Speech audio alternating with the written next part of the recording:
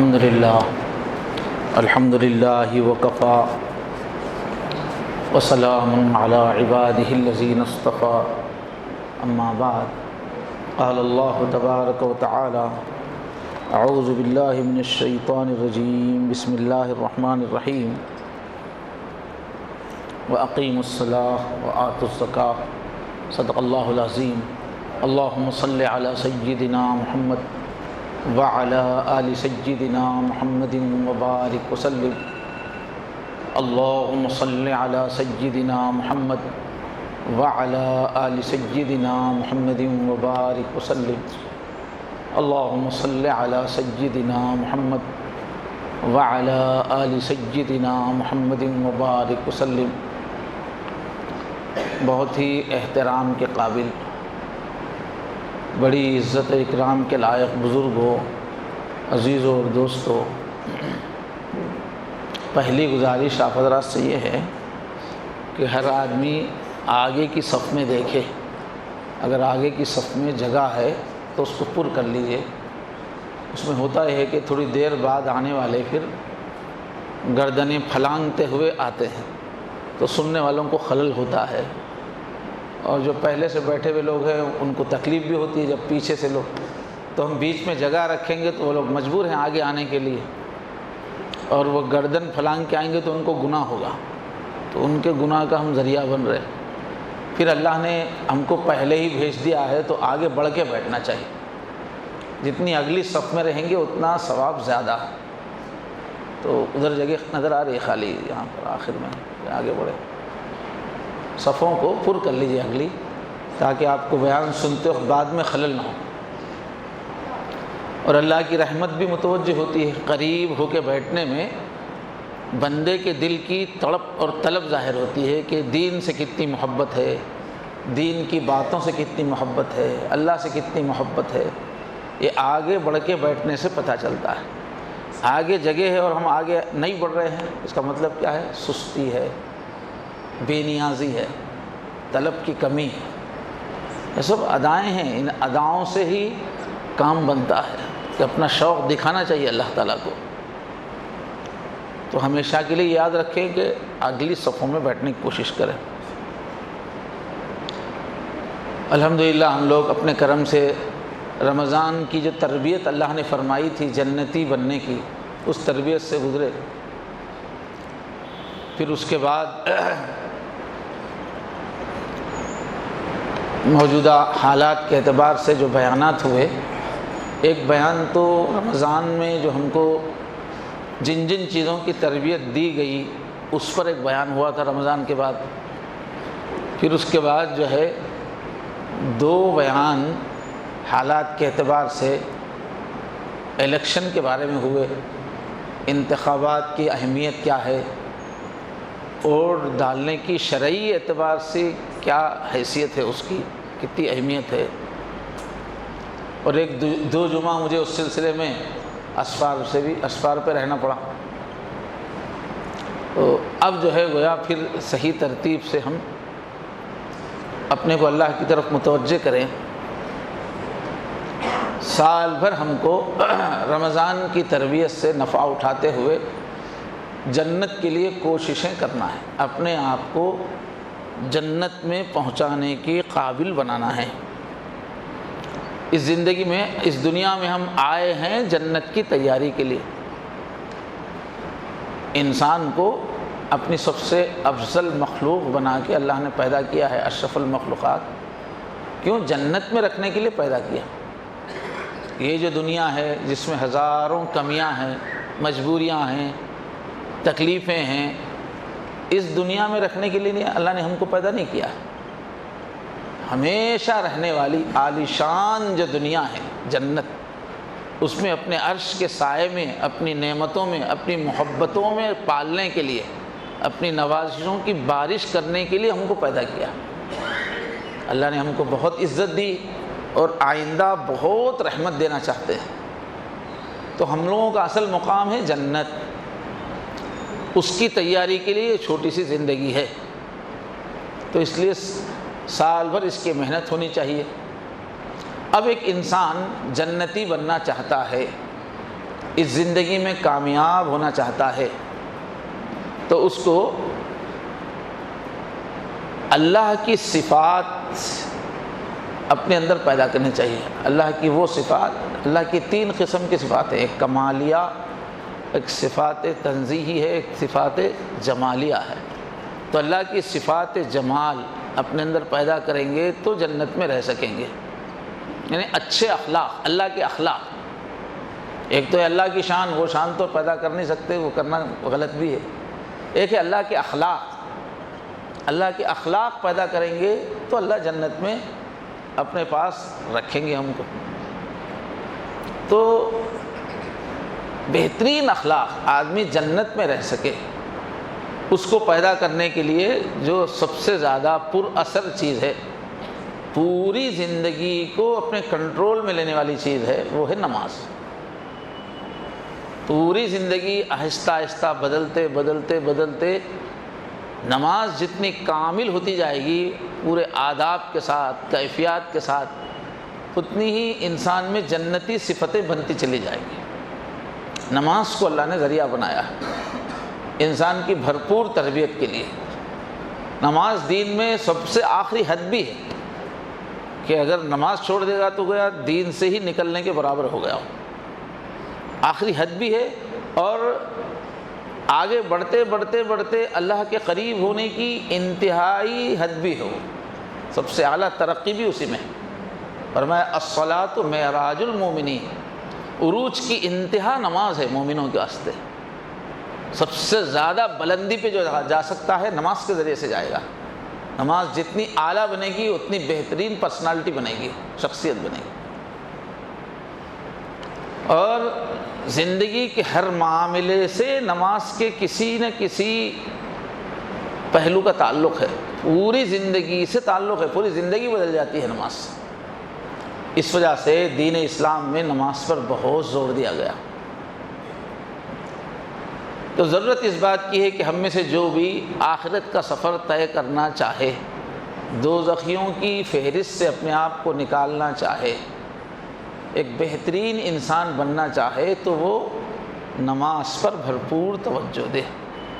تو اب جب کہ ہمارا سال کا نیا سفر شروع ہو رہا ہے، گویا رمضان کے بعد پھر سے پرواز کرنے کے لیے آخرت کی طرف، بلندی کی طرف اپنے پڑوں کو جھٹک کے اڑان شروع کرنا ہے، تو سب سے پہلے ہم لوگوں کو اپنی نمازوں پہ توجہ کی ضرورت ہے۔ نمازوں میں کیا کمی رہ گئی ہے، کتنی کوتاہی ہو رہی ہے۔ نماز سے سفر شروع ہوتا ہے قرب الہی کا، اپنے آپ کو چینج کرنے کا۔ تو سب حضرات اپنی نمازوں پہ غور کریں کہ جماعت کی کتنی پابندی ہو رہی ہے، اور نماز کتنی دھیان سے پڑھی جا رہی ہے، نماز میں کتنا شوق مجھے محسوس ہو رہا ہے، نماز میں کتنا سکون مجھے محسوس ہو رہا ہے، نماز میں میری کتنی یکسوئی ہے۔ تو اپنی اپنی نمازوں سے ہم شروع کریں اپنی اصلاح کا سفر۔ اس وجہ سے نماز کے بارے میں کچھ احادیث، اہم ترین احادیث آج بیان کی جا رہی ہیں۔ ہم جب حدیثیں سنیں تو اس کا ادب یہ ہے، یہ سوچنا چاہیے کہ میں آج سے 1500 سال پہلے کے مدینے میں ہوں، میں مسجد نبوی میں ہوں، اللہ کے نبی تشریف فرما ہے مسجد نبوی میں، آپ کی مجلس جاری ہے، آپ ارشادات فرما رہے ہیں اور میں آپ کے سامنے بیٹھ کے سن رہا ہوں۔ اس کیفیت میں آ کے حدیثیں سننا چاہیے۔ گویا ہم راست حضور کی مجلس میں بیٹھ کر حضور سے سن رہے ہیں، تب اس کا اثر بہت زیادہ ہوتا ہے۔ اور جب حضور کی بات ہے تو اتنی ہی اہمیت سے سننا چاہیے۔ کسی غیر کی بات میں اور اللہ کے محبوب کی بات میں زمین آسمان کا فرق ہے، بہت وزن ہے نا اس میں، اور ہم کو بہت محبت ہے اپنے نبی سے، بہت عظمت ہے، وہ خزانہ ہے ہمارا، وہ محبت و عظمت جو ہمارے دلوں میں ہے، اس محبت اور عظمت کو تازہ کر لینا چاہیے حدیثیں سنتے وقت۔ اس کیفیت میں سنیں گے تو پھر وہ اپنا اثر کرے گی۔ حدیث گولی ہے، آپ اس کو بندوق کی گولی کو بندوق میں رکھ کے چلائیں گے تو وہ اثر کرے گی، اس سے ہاتھی کو بھی آپ مار سکتے ہیں۔ اب بندوق کی گولی کو آپ نے ہاتھ میں لے کے ہاتھ سے اگر مارا تو مرغی بھی نہیں مرے گی، بندوق کی گولی کو بندوق میں رکھ کے ماری ہے، تو نبی کی بات کو نبی کی عظمت کے ساتھ سنیے، نبی کی محبت کے ساتھ سنیے، تب اس کا اثر ہوگا۔ تو کچھ حدیثیں ہیں، ہر آدمی یہ سمجھے کہ مجھ سے اللہ کے نبی فرما رہے ہیں، یہ خطیب بول رہا ہے، یہ خطیب کو ہٹا دو بیچ میں، خطیب کون ہے؟ مجھ سے میرے نبی فرما رہے ہیں، میرے اللہ فرما رہے ہیں۔ اللہ تعالیٰ نماز کی ایک تازہ محبت اور عظمت ہمارے دلوں میں پیدا فرمائے۔ نماز کی اتنی اہمیت ہے کہ حضرت ابراہیم علیہ السلام کا اللہ نے تذکرہ کیا قرآن مجید میں، وہ ہم سب کے روحانی باپ ہیں، کہ انہوں نے اپنی اولاد کو لا کے ویرانے میں بسا دیا، صرف اس لیے کہ وہ کعبے کے قریب لا کے اس لیے بسایا کہ نماز والی ہو جائے میری اولاد۔ اس کو اللہ نے ذکر فرمایا، رب اجعلنی مقیم الصلاۃ ومن ذریتی، یعنی کعبے کے پاس لا کے اپنی بیوی بچے کو چھوڑ کے فرمایا، اللہم انی ربنا انی اسکنت من ذریتی بواد غیر ذی زرع عند بیتک المحرم، اے اللہ جو ترقی یافتہ علاقہ تھا جہاں دنیا کی ہر سہولت تھی، وہاں سے میں اپنی بیوی کو لے آیا، اپنے بچے کو لے آیا، اور یہاں ویرانے میں آپ کے گھر کے یہاں نشانیاں ہیں، یہاں میں نے لا کے بسا دیا۔ کیوں؟ تاکہ یہ نماز والے ہو جائیں۔ وہاں رہیں گے، ہر ترقی ہے وہاں، لیکن وہاں نماز نہیں ہے۔ میں لا کے اس لیے رکھا ہوں کہ یہاں کعبے کے قریب، تاکہ یہ نمازی بن جائیں۔ ربنا لیقیموا الصلاۃ، ربی جعلنا، اور دعا کی وہ پورا رکوع ہے اس میں اللہ نے فرمایا ربی جعلنی مقیم الصلاۃ، اے اللہ مجھے نماز کو اہتمام سے پڑھنے والا بنا۔ اقامت صلاۃ کا مطلب ہوتا ہے نماز کو پورے آداب کے ساتھ اچھے سے اچھے انداز میں پڑھنا۔ اے اللہ مجھے نماز کو بہترین انداز سے پڑھنے والا بنا، ومن ذریتی، اور میری اولاد کو بھی بہترین نمازی بنائیے۔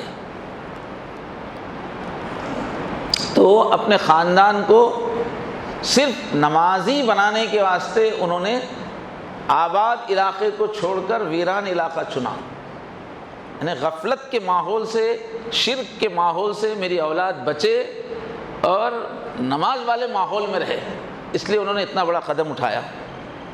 اور یہ آیت تو ہم بار بار پڑھتے رہتے ہیں کہ انسان کو اللہ نے پیدا کیا ہے اپنی عبادت کے لیے، وما خلقت الجن والانس الا لیعبدون، اللہ فرماتے ہیں میں نے انسانوں کو اور جنوں کو صرف اس لیے پیدا کیا ہے کہ وہ میری عبادت کرے، میرے بندے بن جائیں۔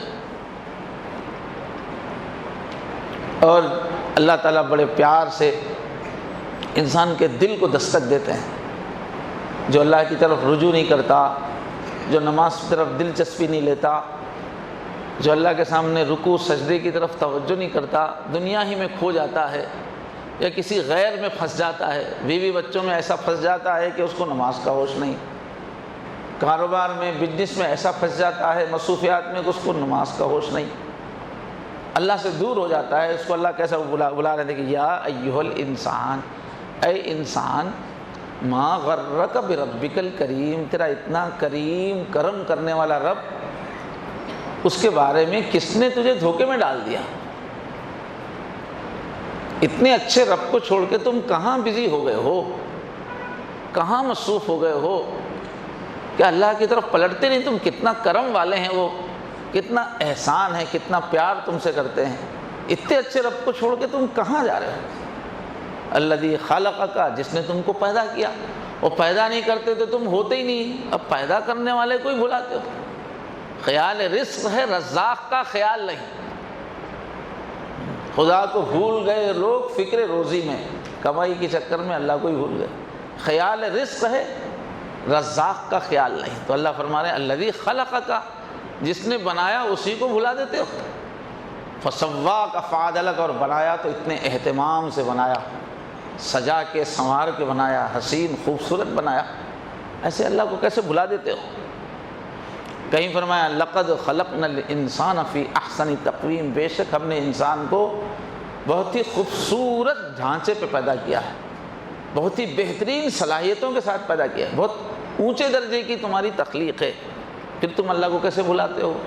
کہیں فرمایا وَسَخَّرَ لَكُم مَّا فِي السَّمَاوَاتِ وَمَا فِي الْأَرْضِ، آسمانوں میں جو کچھ ہے، زمین میں جو کچھ ہے، سب تو تمہاری خدمت میں لگا دیا ہم نے، اللہ نے۔ سب کو تمہارا خادم بنا دیا، سورج، چاند، ستارے، سیارے، ہوائیں، بادل سب تمہاری خدمت کر رہے ہیں، اتنوں کو اس نے تمہاری خدمت میں لگا دیا، تو تم کو اللہ یاد نہیں آتا؟ نماز کے وقت فرصت نہیں ملتی تم کو؟ اللہ کی طرف دوڑنے کو جی نہیں چاہتا؟ سب تمہاری خدمت کر رہے ہیں، جس نے خدمت میں لگایا اس کی خدمت میں تم حاضر نہیں ہوگے؟ اس کی خدمت میں سر جھکانا بار محسوس ہوتا ہے۔ اور فرمایا وہی ایمان والے کامیاب ہوں گے جو نماز میں پوری صفات کے ساتھ نماز پڑھے۔ قد افلح المؤمنون، بے شک ہمیشہ کی کامیابی حاصل کر لی ان مومنوں نے، الذین هم فی صلاتہم خاشعون، جو اپنی نماز میں خشوع والے ہیں، اللہ کے ادب کے ساتھ، عظمت کے ساتھ، رعب اور دبدبے کے ساتھ نماز پڑھتے ہیں، نماز اپنی کیفیت والی بنا کے پڑھتے ہیں۔ پھر نمازیوں کی کئی خوبیاں بیان کی گئی اللہ نے سورہ 18ویں پارے کے پہلے حصے میں۔ پھر فرمایا اولئک هم الوارثون، ایسے نمازی ہی وارث ہیں۔ کاہے کے وارث ہیں؟ الذین یرثون الفردوس، جنتوں میں سب سے اعلیٰ جنت، جنت الفردوس کے وارث ہیں۔ تمہارے نام ہے جی، تمہاری جائیداد ہے جنت اگر تم ایسے نمازی بن گئے، تمہاری جاگیر ہے جنت اگر تم نے ایسی نماز پڑھی۔ تو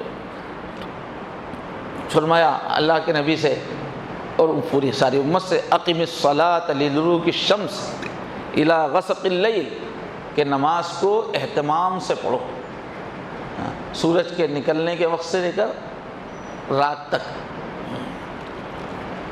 اور پھر تہجد کے بارے میں فرمایا۔ تو کئی جگہ پر قرآن مجید میں اللہ نے ہم کو نماز کی طرف بلایا ہے۔ ماشاءاللہ سب پڑھنے والے ہی ہوں گے، مگر ان آیتوں کو سامنے رکھ کے اور شوق سے پڑھیں، ہم اہتمام سے پڑھیں ہم۔ اب بخاری شریف کچھ حدیثیں سن لیں ہم، وہی حضور پاک کی گویا زبان سے محفل میں سن رہے ہیں، سمجھ کے ہم پڑھیں سنیں اس کو۔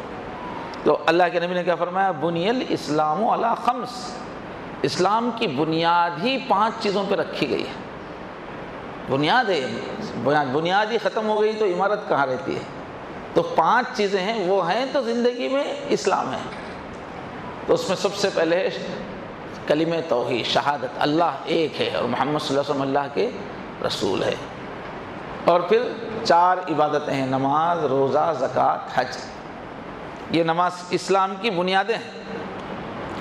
اور ایک حدیث ہے، جبیر بن نفیر صحابی ہیں، وہ نقل کرتے ہیں، مشکات شریف میں یہ ہے حدیث، اللہ کے نبی ترغیب دے رہے ہیں نماز پڑھنے کی، عبادت کرنے کی۔ کیسے ترغیب دے رہے ہیں؟ ما اوحى الی ان اجمع المال واکون من التاجرین، اللہ نے آسمانوں سے وحی کر کے، اللہ نے مجھے یہ وحی نہیں کی کہ میں مال جمع کروں اور تاجر بن جاؤں۔ آسمان سے فرشتہ جو میرے پاس آ رہا، وہی آ رہی ہے، مجھے یہ نہیں کہا جا رہا ہے کہ میں مال جمع کروں اور تاجر بنوں، ولیکن اوحا الیہ، ہاں لیکن اللہ نے یہ مجھے وحی کی ہے، ان سبح بحمد ربک وکن من الساجدین۔ یہ قرآن مجید کی آیت ہے، حضور اس کو پڑھ کے بول رہے ہیں اللہ نے مجھے وحی کی ہے، وہ کیا ہے؟ سبح بحمد ربک، اپنے رب کی پاکی بیان کرو، اپنے رب کی حمد اور شکریہ بیان کرو، وکن من الساجدین، اور سجدہ کرنے والوں میں ہو جاؤ، انہیں نمازیوں میں ہو جاؤ۔ اور اللہ نے کیا فرمایا؟ وَاعْبُدْ رَبَّكَ حَتَّى يَأْتِيَكَ الْيَقِينُ، اے میرے پیارے نبی اپنے رب کی عبادت کرو۔ کب تک کرو؟ یہاں جب تک کہ زندہ ہو، جب تک کہ موت نہ آ جائے، چاہے بوڑھے ہو جاؤ، چاہے بیمار ہو جاؤ، چاہے کسی حال کو پہنچاؤ، جب تک تن میں جان ہے نماز پڑھتے رہو۔ بیمار ہو تو نماز میں سہولت ہے، پڑھنے کے انداز میں سہولت ہے، کتنی ہی بیماری ہو جائے سہولت دی جائے گی، مگر نماز معاف نہیں ہے۔ تو فرما رہے موت آنے تک چھوڑنے کی چیز نہیں ہے۔ وَاعْبُدْ رَبَّكَ حَتَّى يَأْتِيَكَ الْيَقِينُ، یہ آیت پڑھ کے حضور ترغیب دے رہے ہیں کہ دیکھو مجھے مال جمع کرنے کے لیے، تجارت کرنے کے لیے اللہ نے حکم نہیں دیا، یہ حکم دیا ہے کہ میں نماز پڑھوں، سجدہ کروں۔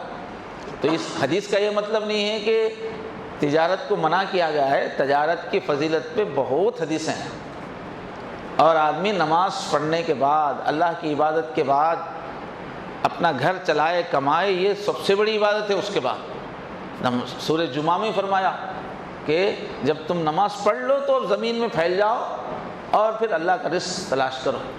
تو تجارت کرنا بھی بہت بڑی عبادت ہے، پیسہ کمانا بھی بہت بڑی عبادت ہے، مگر وہ نماز کے ساتھ ہے، اللہ کی بندگی کے ساتھ وہ سب کریں گے تو ہے۔ حضرت جابر رضی اللہ عنہ سے روایت ہے، مسند احمد میں اس کو نقل کیا ہے، اللہ کے نبی نے فرمایا مفتاح الجنت الصلاۃ، جنت کی کنجی نماز ہے۔ تو جنت کی کنجی کلمہ ہے، ایسی بھی حدیث ہے ہاں، لیکن وہ بھرپور جو جنت بنتی ہے وہ نماز سے۔ کلمہ تو پڑھ لیتا ہے آدمی لیکن نماز کی پابندی نہیں کرتا ہے تو کلمہ ہی نکل جانے کا ڈر ہے، اصل میں ایمان ہی ختم ہونے کا ڈر ہے، وہ دوسری حدیثوں سے معلوم ہوتا ہے۔ اس واسطے نماز ضروری ہے۔ فرما رہے ہیں کہ جنت میں اندر جانا ہے تو اس کی چابی کیا ہے؟ نماز ہے۔ وہ مفتاح الصلاۃ الطہور، اور نماز کی چابی پاک صاف رہنا ہے، طہارت سے رہنا ہے، وضو کرنا ہے، غسل کرنا ہے۔ کہیں حضور نے فرمایا الصلاۃ عماد الدین، نماز تو اس دین کا پلر ہے۔ فمن اقامہا اقام الدین، جس نے اس نماز کو اہتمام سے اپنی زندگی میں قائم رکھا اس نے دین کو اپنی زندگی میں قائم رکھا۔ ومن ہدمہا فقد ہدم الدین، جس نے نماز کو ڈھا دیا، نماز کو نہیں ڈھا، اس نے دین کو ہی ڈھا دیا۔ تو کہیں 5 پلروں کا تذکرہ ہے، اس لیے کہ جو خیمہ عام طور پر عربستان میں لوگ بنایا کرتے تھے اس میں بیچ میں ایک لکڑی ہوتی تھی اور پھر 4 کونوں پر 4 لکڑیاں ہوتی تھی۔ جب اس سے تشبیہ دینی چاہیے تو اسلام کو 5 پلر پہ قائم۔ اب اس میں جو ہے بیچ کی جو لکڑی ہوتی ہے وہ بہت اہم ہے، اور پھر اس کے بعد سائڈ کی 4 لکڑیاں مل کے اس کو قائم رکھتی ہے۔ تو کہیں بیچ کی لکڑی کو حضور نے توحید سے مثال دی ہے کہ اصل جو ہے پلر وہ توحید ہے، باقی 4 عبادتیں ہیں، نماز، روزہ، زکوٰۃ، حج۔ اب یہ جو حدیث ہے اس میں حضور نے درمیان کی لکڑی ہی نماز کو قرار دیا، اب یہاں پوری لکڑیاں ہٹا دی، فرمایا الصلاۃ عماد الدین، کہ دین کا جو پلر ہے، اگر ایک پلر سے تشبیہ دی جائے اعمال کے اعتبار سے تو وہ بیچ کا پلر نماز ہے۔ فرمایا فمن اقامہا، جس نے نماز کو قائم رکھا، وہ جب بیچ کی لکڑی ہی نکل جائے گی تو خیمہ کہاں وجود میں آئے گا۔ اور حضرت علی رضی اللہ عنہ سے روایت ہے، آخری وقت میں حضور کے قریب تھے، آخر دنیا سے جاتے جاتے اللہ کے نبی کی زبان سے کیا نکل رہا تھا؟ ظاہر ہے آخری وقت میں وہی بات جانے والا کہتا ہے جو اس کے لیے بہت اہم ہوتی ہے، ہزاروں باتوں میں سے چن کے جو سب سے اہم بات ہوتی ہے وہی بولتا ہے جانے والا، اس لیے کہ وہاں سانس ٹوٹتی رہتی ہے، زیادہ بات کرنے کا موقع نہیں ہوتا ہے، تو سب سے مین چیز ہی بیان کرتا ہے جانے والا۔ تو جب آخری سانسیں جب چل رہی تھی، بلکہ سب سے آخری جو کلام ہے حضور کا، حضرت علی فرماتے ہیں الصلاۃ الصلاۃ، یہ کہہ کے دنیا سے گئے، نماز کا خیال رکھو، نماز کا اہتمام کرو، یہی بولتے ہوئے دنیا سے گئے۔ واتقوا اللہ فیما ملکت ایمانکم، اور جو تمہاری ملکیت میں ہیں، غلام باندی تمہارے ماتحت، ان کے بارے میں اللہ سے ڈرو۔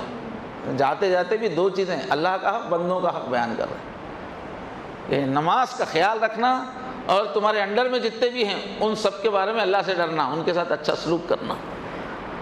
ابو داؤد شریف کی روایت ہے، عن عثمان رضی اللہ عنہ، حضرت عثمان رضی اللہ عنہ سے روایت ہے، اللہ کے نبی نے فرمایا من علم ان الصلاۃ حق واجب دخل الجنہ، یہ مجموع الزوائد حدیث کی کتاب ہے، اس میں نقل کیا گیا ہے۔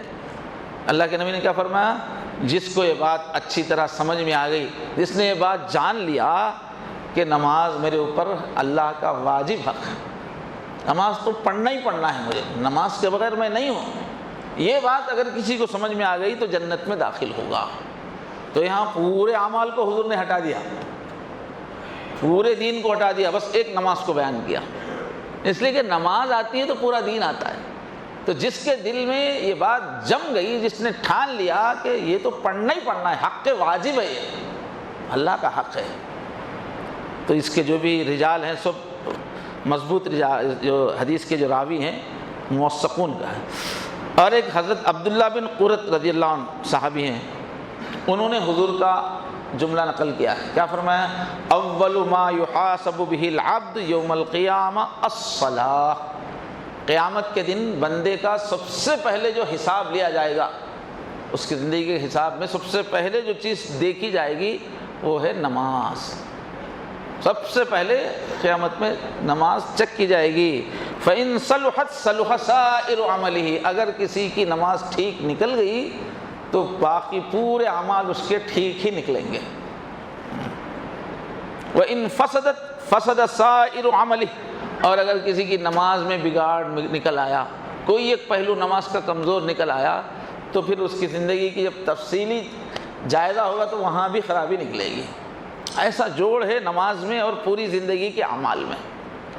اسی کو 21ویں پارے میں اللہ نے فرمایا ان الصلاۃ تنہی عن الفحشاء والمنکر، دیکھو بندو نماز کی تاثیر یہ ہے تمہاری زندگی میں نماز صحیح آداب کے ساتھ آئے گی تو ہر برائی نکل جائے گی، ہر بے حیائی نکل جائے گی، پرسنالٹی کی ایک ایک کمی نکل جائے گی نماز اگر صحیح آ جائے گی۔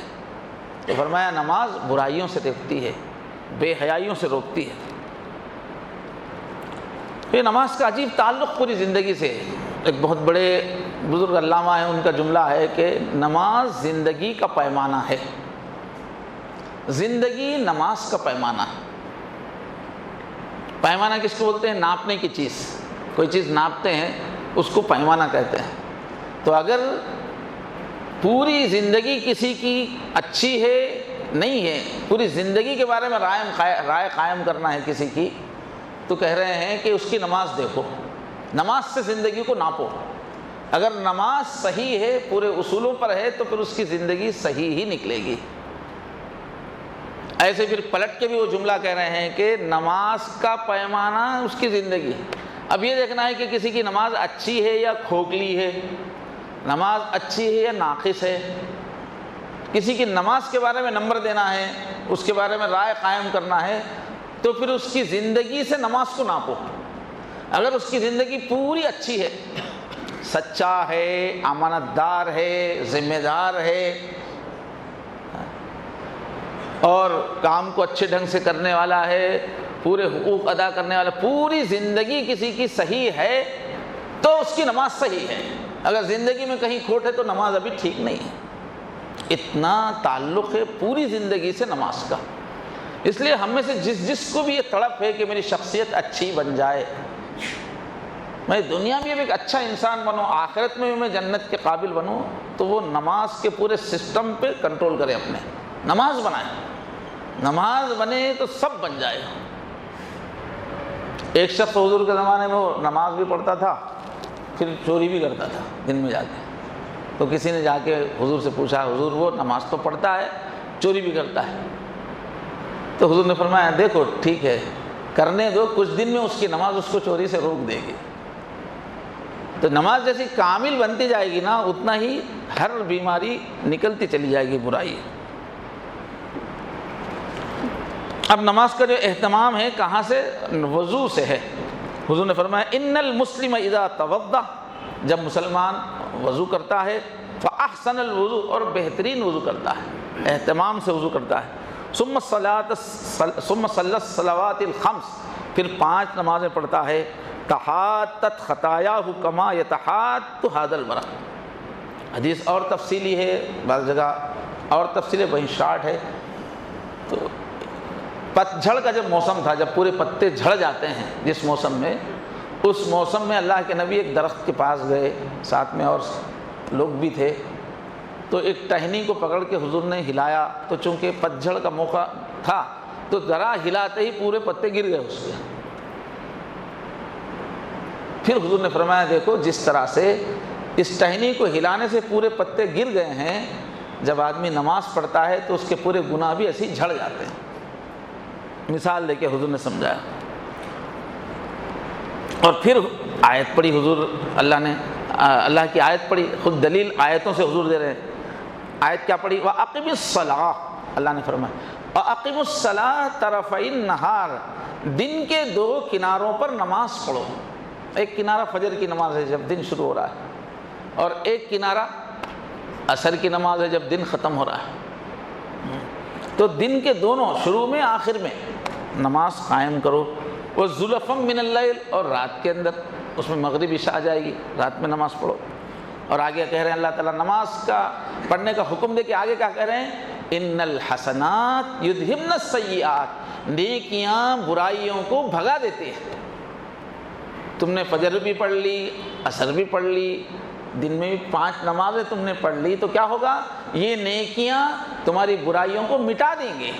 ان الحسنات یذہبن السیئات، نیکیاں برائیوں کو مٹا دیتی ہیں، بھگا دیتی ہیں۔ ذالک ذکریٰ للذاکرین، جس کو نصیحت حاصل کرنا ہے اس کے لیے یہ نصیحت ہے۔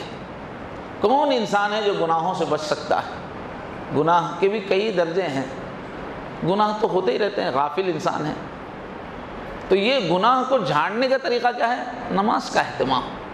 نماز سے جو ہے گناہ معاف ہو جاتے ہیں۔ ان عبداللہ ابن عمرو، یہ عبداللہ بن عمرو رضی اللہ عنہ سے روایت ہے، ابھی جو حدیث نقل کی گئی وہ مسند احمد میں ہے۔ انہو ذکر الصلاۃ، ایک دن حضور نے نماز کا تذکرہ کیا، فقال، اور فرمایا من حافظ علیہا، جو بھی نماز کا اہتمام رکھے، کوئی کام ہو، کوئی مصروفیت ہو، سب آگے پیچھے کرے، پہلے نماز کا ٹائم ٹیبل بنائے۔ فلاں جگہ جا رہا ہوں میں تو نماز کہاں پڑھنا ہے مجھے، وہاں پر کوئی قریب میں مسجد ہے یا نہیں ہے، فلاں پروگرام میں جا رہا ہوں تو نماز کہاں ادا ہوگی۔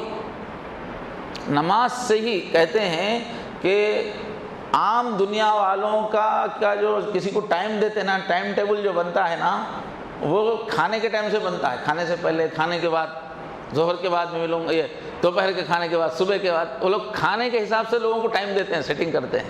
اور مسلمان کی سیٹنگ نمازوں سے رہتی ہے کہ میں ظہر کے بعد آپ سے ملوں گا، عصر سے پہلے ملوں گا، کیوں؟ یہ پہلے نماز سیٹ کرتا ہے، باقی برے کام بعد میں سیٹ کرتا ہے۔ تو یہ ہے محافظت، یہ ہے کہ جو نماز کا اہتمام کرے گا، کانت لہو نوراً، نماز اس کے لیے روشنی بن جائے گی، اور برہاناً، اس کے ایمان کی دلیل بن جائے گی اللہ کے سامنے کہ یہ مسلمان تھا، وہ نجاتاً، اور نجات بن جائے گی، قیامت کے دن گناہوں کی معافی کا ذریعہ بنے گی نماز۔ وَمَن لَّمْ يُحَافِظْ عَلَيْهَا، جو اس کا اہتمام نہیں کرے گا۔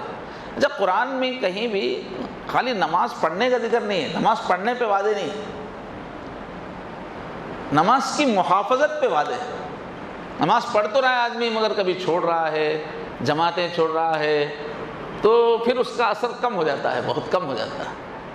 پورا جو شخصیت جو بنتی ہے وہ نماز کا پورا اہتمام کرنے سے، جماعت کے ساتھ نماز پڑھے، اس کی پہلے نمبر پہ فکر کرے، اس سے شخصیت بنتی ہے۔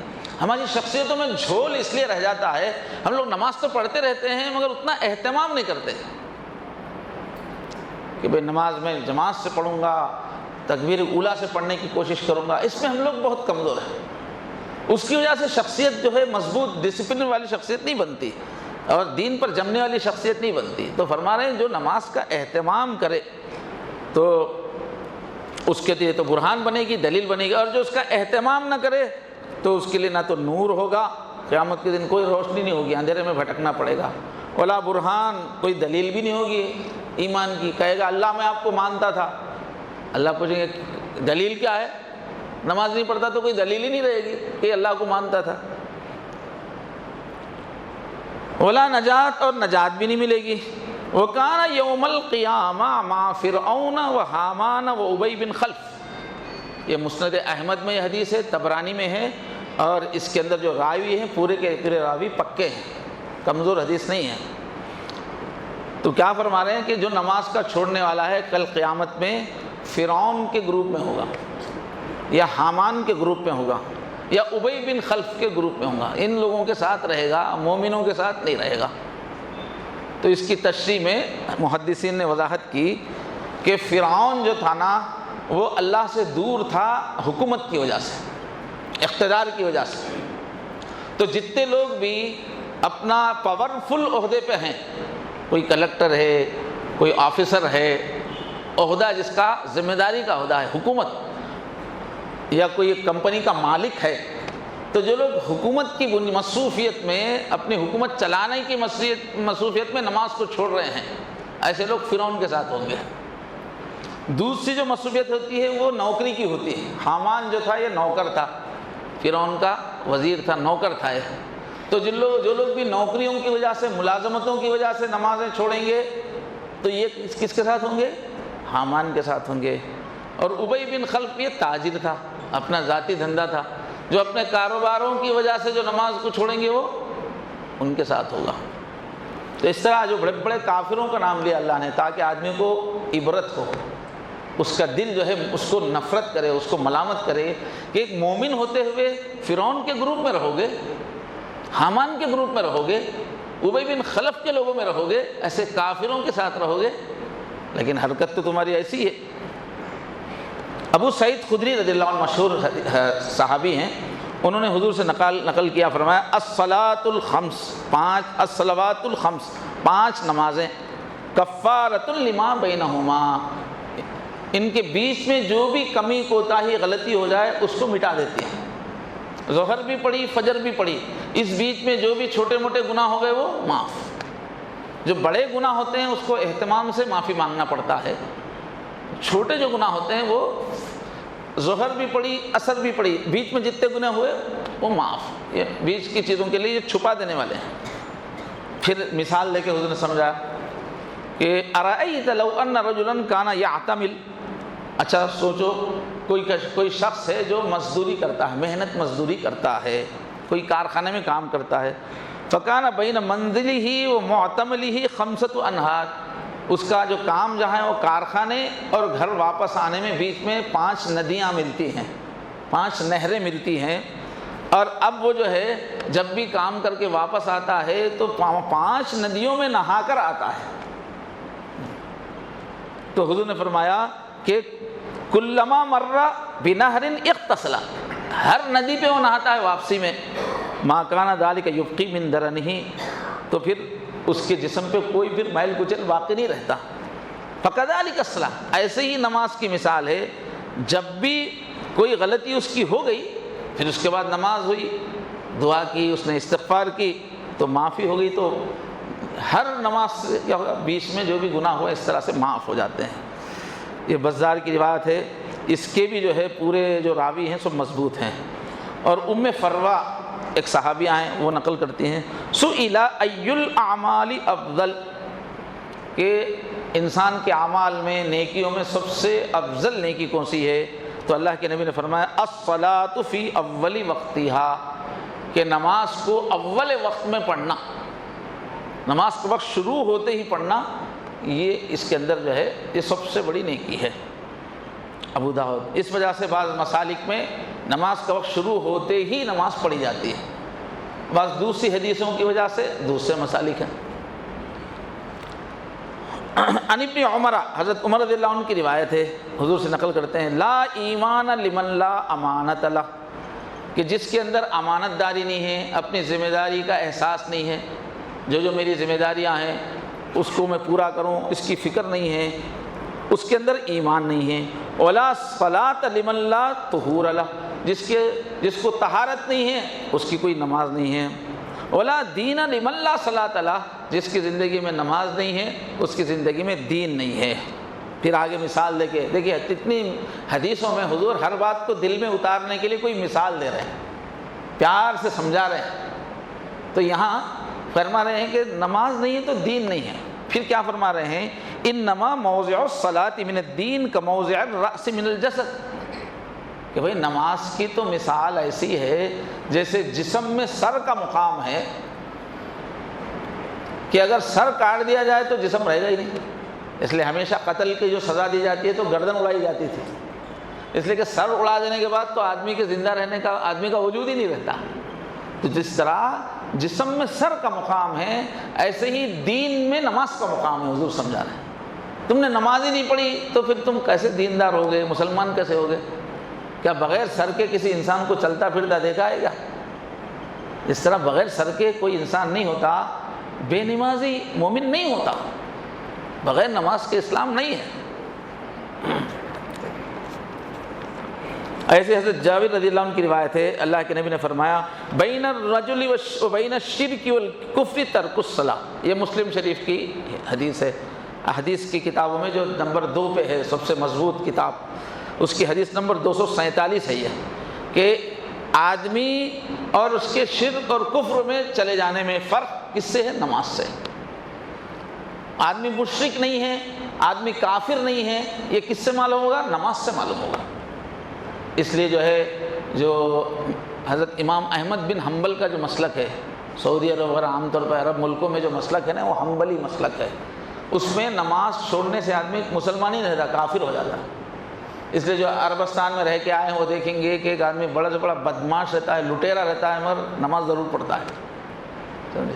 کچھ بھی کرے گا، سب کرے گا، مگر فٹ کے ساتھ نماز پڑھ لے گا، چاہے وہ مرغی کی ٹھونگوں کی طرح پڑھے گا مگر اس لیے کہ ان کے مسلک کے حساب سے نماز چھوڑتے ہی کافر ہی ہو جاتا ہے۔ اس وجہ سے وہاں نماز کا اہتمام لوگ زیادہ کرتے ہیں، تو اتنی اہمیت ہے ان کے پاس، نماز جو نہیں ہے وہ مسلمان ہی نہیں ہے، اور ہم لوگ کتنے آسانی سے نماز کو چھوڑ کے چلتے چلے آ رہے ہیں۔ بہرحال اور بھی بہت ساری حدیثیں ہیں انشاءاللہ اگلے کسی بیان میں اس کو۔ تو بہرحال میرے دوستو، ایک مومن کے لیے بہت اہم نماز ہے۔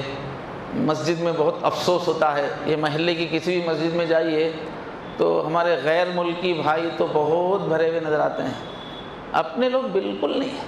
ابھی جب میں خطبہ شروع کر رہا تھا دیکھا 3 4 5 آدمی تھے اپنے،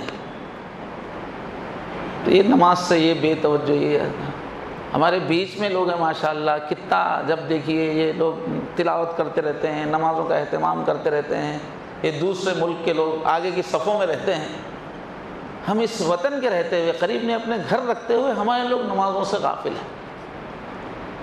تو ہر آدمی اپنا جائزہ لے، ایک دن اللہ کو منہ دکھانا ہے، کب تک بھاگے بھاگے پھریں گے اللہ سے؟